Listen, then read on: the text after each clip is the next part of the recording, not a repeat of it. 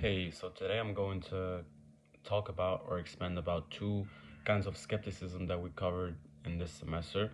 The first one we started with in Meditation by René Descartes, which is his skepticism about the senses, where he states that, um, where he argues that the senses cannot be trusted always because sometimes they might be wrong. For example, a thing far away could look way smaller than it actually is, or for example, your reflection in water or a wood stick in water could look bent when it actually isn't.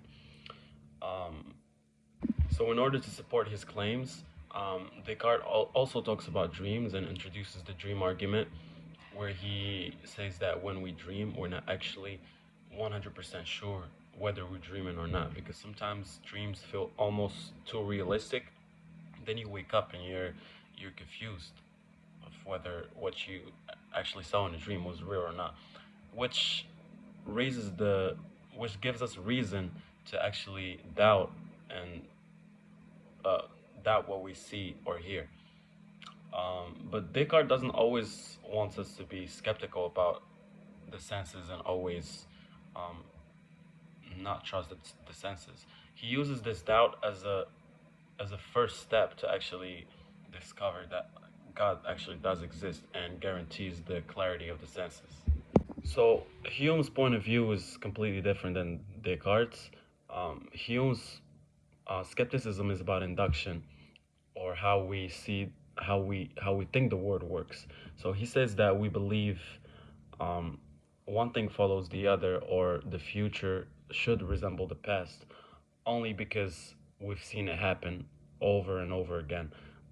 There's nothing we can really prove, we can really do to prove that it's true or that it's gonna keep happening. Just the fact that we say that it happened again doesn't really explain it in a logical or empirical way. Hume also talks about cause and effect. He speaks about how we think that one action causes the other. For example, that fire causes heat.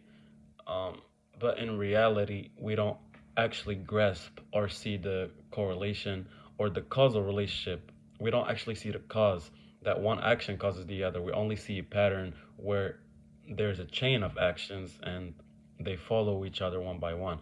So over time, our mind think this is a pattern. Our mind sees the pattern and expect it to continue.